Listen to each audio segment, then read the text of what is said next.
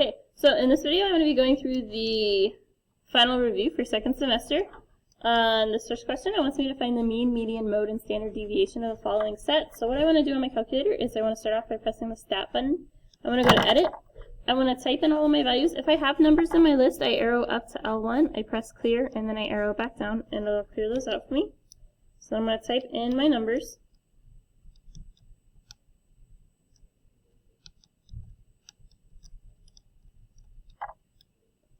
Then I go second mode to go back home. I'm going to press stat. This time I'm going to arrow over to calc, and I want to press enter for one variable statistics. I go down to calculate, and it tells me all of these things. So, x bar, the x with a line over it, is my mean. This one is going to be 18.375. My median is going to be my nope, it tells me my median. So this one says MED on the calculator. That one's 19. My mode, it doesn't tell me. I manually have to figure this out. So if I look, I have 1, 2, 3 19s. Remember, mode means most. And standard deviation is the one that looks like this. It's called sigma. So that's the 5.699. I'm just going to round it to 5.7. This one wants me to find the 5-number summary for the following box and whisker plots. So my lower bound is 2. That's my minimum. My first quartile is 4. My median, the middle is 6. The third quartile is 9. And the maximum is 12. I'm literally just finding these numbers right here and writing them down. Number 3 says a group of 80 freshmen and sophomores were asked if they prefer Cheez-Its or Goldfish. So I know a total of 80 people were asked. 27 prefer Goldfish. 32 freshmen prefer Cheez-Its. So, because it's freshmen and Cheez-Its, it goes there, and then the 27 goes for Goldfish, because I don't know how many are freshmen or sophomores. Then it says 18 sophomores prefer Goldfish, so that goes there. Use the information to fill out the table below. So these 4 numbers that I've written down came from the problem. Then I just know that they have to add down and add across. So to get to 27, I'm missing 9. Then I can add across. 32 plus 9 is 41. Then I can subtract 27 from 80. Gets me 53. 53 minus 32 gets me 21. 21 plus 18 gets me 39. And 41 plus 39 should give me 80. Okay. Number 4 says a number is randomly generated between 1 and 20. What's the probability that it's a 4 or 17? So one of those numbers out of 20 is 4. One of those numbers out of 20 is 17. That's 2 out of 20. I just want to simplify. That is 1/10. On number 5, I want to determine if this is skewed left, symmetric, or skewed right. On this, the longer tail is what it is. So if it's skewed left, I have a long tail on the left side. If it's symmetric, it should look nice and even throughout. And if it's skewed right, I have a really long right side. So if I take a look at this one, it's got a really long right side. This one is skewed right. The next page is going to be chapters 3 and 6. This one wants me to give the domain and range of my graph. Remember, domain is my x values, and range is my y values. So, looking at this, it goes from 0 to 7 for my x values. I'm going to use a parentheses for the 0 because it's got an open circle, and a 7 gets the closed square brackets because it's got a closed circle. Then I want to go ahead and do the same thing for my range. These are my y values. So my lowest y value is -5. Again, it gets the parentheses because it's an open circle. My highest y value here is 2. It's a filled in circle, so it gets a closed square bracket. Number 2 wants me to find the following given this. So this one says f of x equals 13, so I'm going to replace the f of x up here with this 13. So I have 13 equals negative 3x plus 4. Then I subtract 4. I get 9 equals negative 3x. I want to go ahead and divide both sides by negative 3. X equals negative 3. This one has f of 5. That means plug in for x. So I'm going to go ahead into my original equation. I'm going to write f of 5 equals negative 3 times 5 plus 4. Then I can just go ahead and type this part straight into my calculator. So I'm going to do negative 3 parentheses, 5 plus 4 gives me negative 11. These ones want me to simplify the expression, so that means I want to get rid of negative exponents and I want to write each base only once. So this one, the 12x cubed is going to stay where it is, and then because my y has a negative exponent, it's going to move to the bottom and become positive for my exponent. On number 2, I want to distribute my exponent to each number inside. Letters and numbers are different things, so this is going to become 2 squared, a squared. And then for my b, I multiply my exponents, so that's going to become b to the 8th. Over here, I get those. It's a to the 5th, b to the 5th. 2 squared is 4. I have an a squared and an a to the 5th, so I add my exponents. That gets me a to the 7th. And then the b's, I also have 2b, so I want to add my exponents. That's going to give me 13. Over here on c, I want to subtract my exponents with division, so I really have 6 minus 8, which is going to give me negative 2, because it's a negative exponent. I'm going to put it on the bottom of the fraction, and I use 1 on the top as my placeholder. On d, I want to look at this as 3 separate things. I have negative 9, x to the negative 8, and y to the 0. So negative 9 is going to stay where it is. X to the negative 8 is going to move to the bottom and become positive. And then anything to the 0 power is 1. So I'm going to multiply by 1, but I don't really need to do that because it just simplifies out. So this is my final answer here.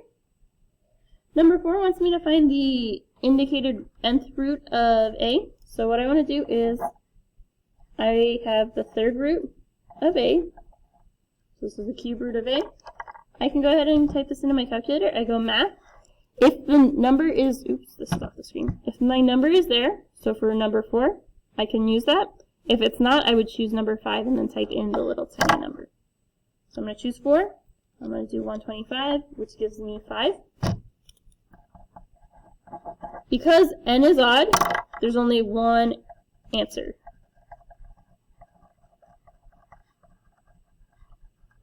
If n is even, there's 2 answers. Plus and minus.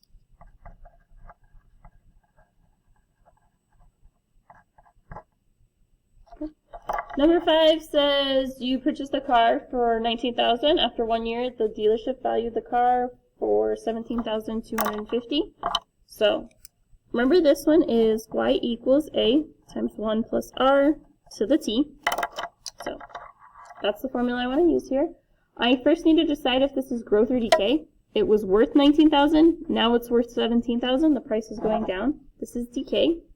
To find my growth or decay factor, I want to plug this into the equation. So I have 17,250 equals 19,000 times 1 plus r. And it told me it's after 1 year, so that's my time. I want to go ahead and divide both sides by 19,000.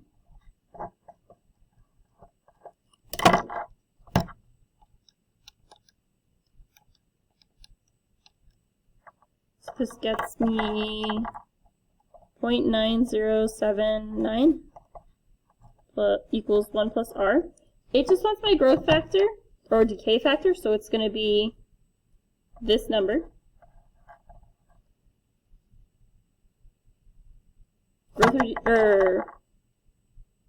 Growth or decay factor, don't solve for r.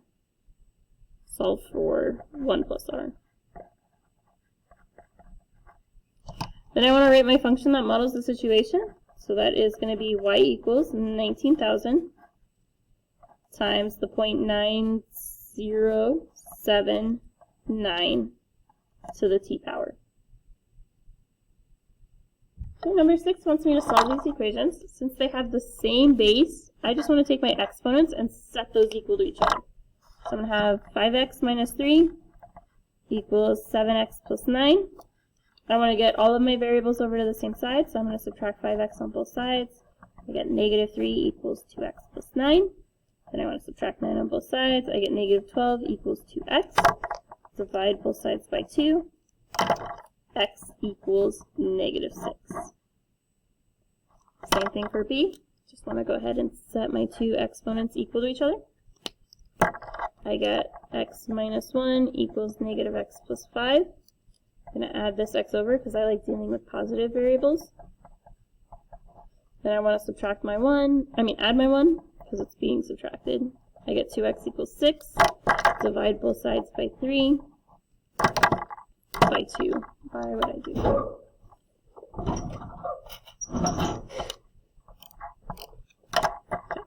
I want to divide by 2, and then I get my 3.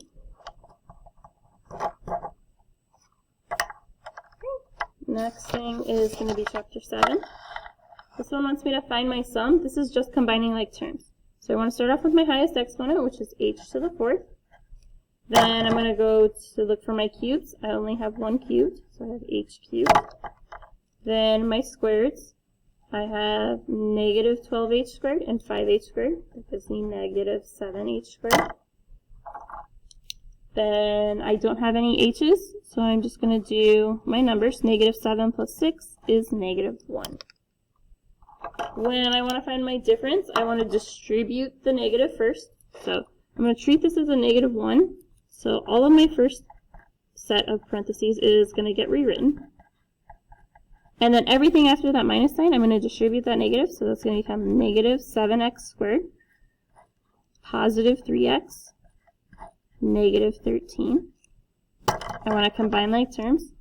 So I have 10x squared minus 7x squared is 3x squared. Then I have negative 4x, positive 3x, which gives me negative x.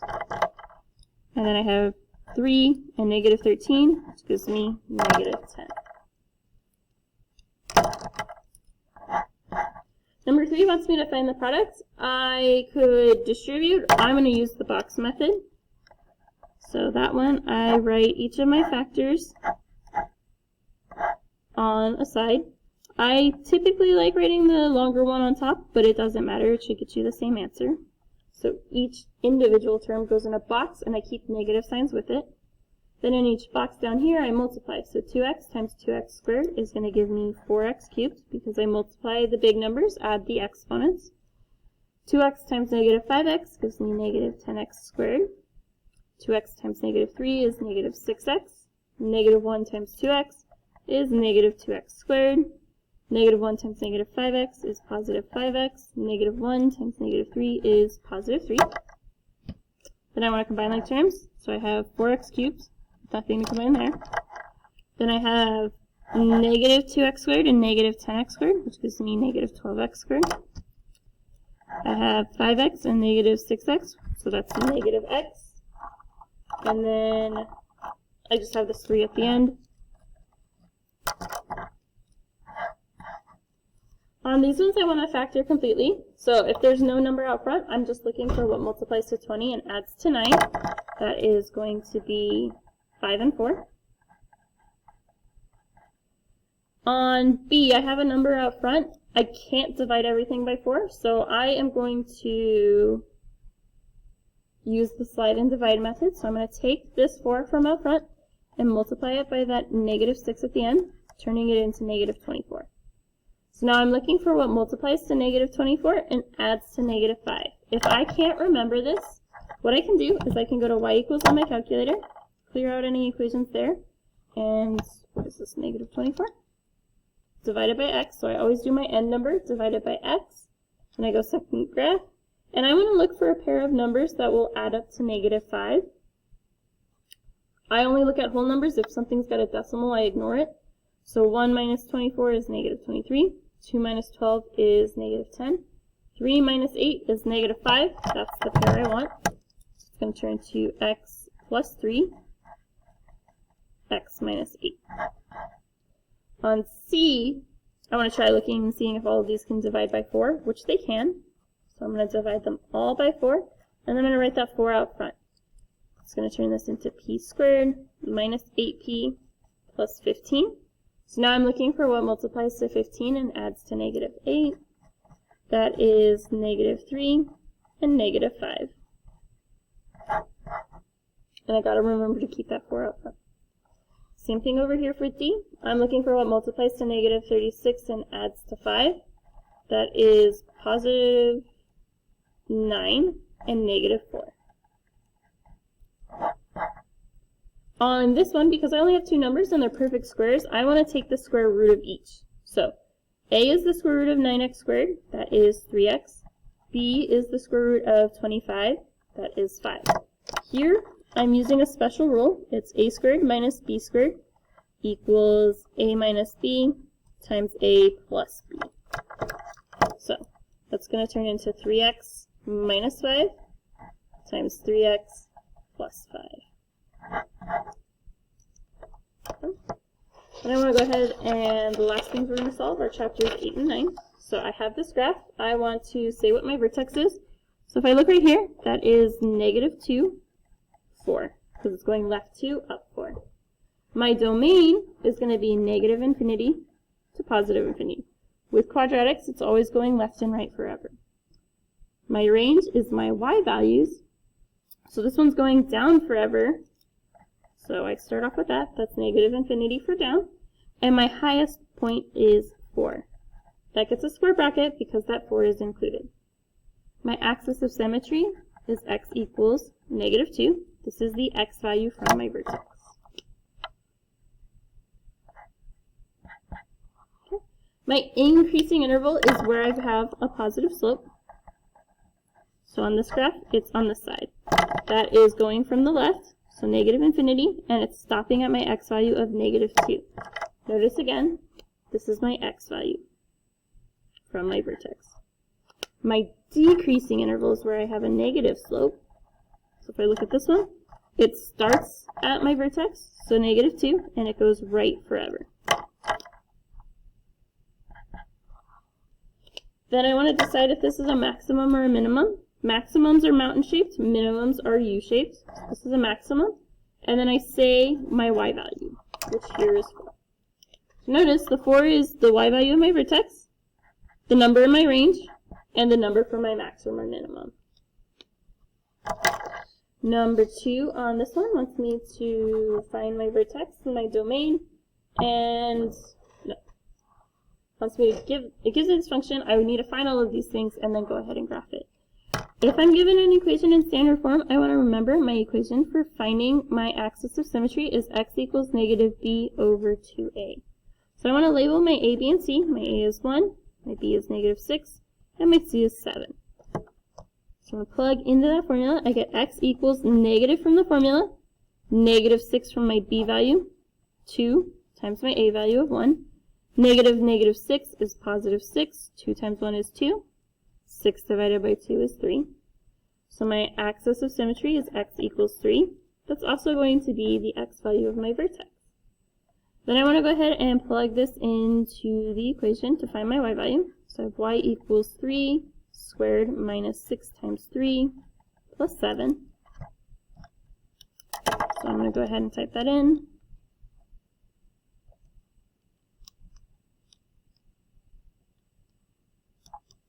Which gets me negative 2 for my y value of my vertex. My domain, I said, is always going to be negative infinity to infinity. I need to graph before I can determine the rest, so I'm going to go to 3, negative 2, plot my point. My axis of symmetry is a dashed line. My y-intercept is always my c value, so it's 7.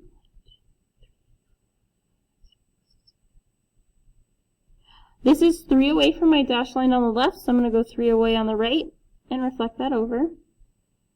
Then I want to find another point to plug in. So I'm just going to pick 1 to the right side. So I'm going to do y equals 4 squared minus 6 times 4 plus 7. So I'm going to type that in.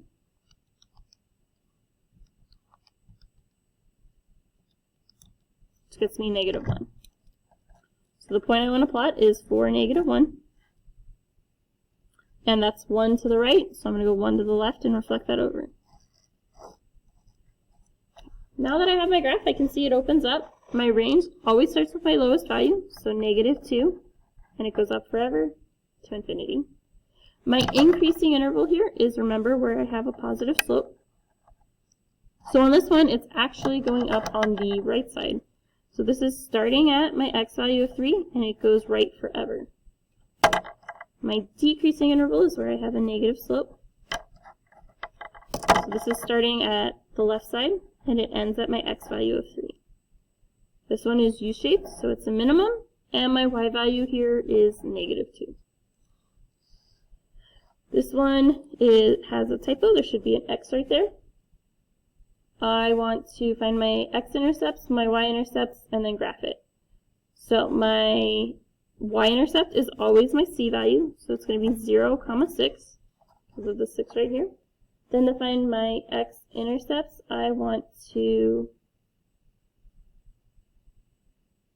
factor. I don't know what multiplies to 6 and adds to 8. I get 1 and 6, 2 and 3. So none of these add up. If I go ahead and graph this on my, oops, I want to graph the real equation. So I have x squared plus 8x plus 6. I go ahead and graph this. I do have numbers that do that. What? I can go ahead and second trace, find my 0. So I can arrow over to the left side, because it says left bound. Press enter, arrow to the right side, press enter twice. This gets me 7.16, so I'm going to do -7.160. And I'm going to do the same thing for the other side. I'm going to go second trace, 0. Press enter, cross the x-axis, press enter twice. This one is -0.84.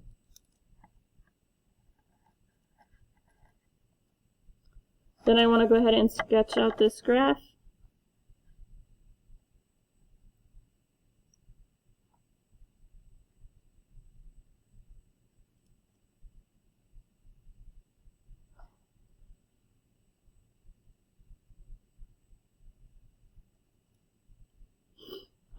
I'm also going to look for my vertex, so I'm going to plug that in. My A is 1, my B is 8, and my C is 6.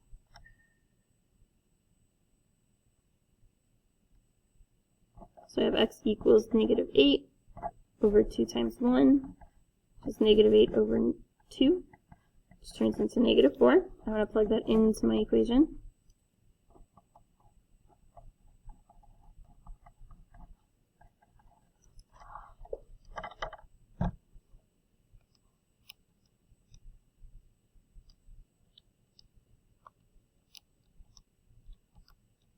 Gets me -10. So that's the point I want to plot.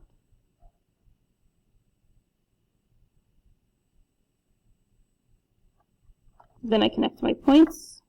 Oh, I want to reflect this one over. That was over 4 this way. Now I want to connect my points.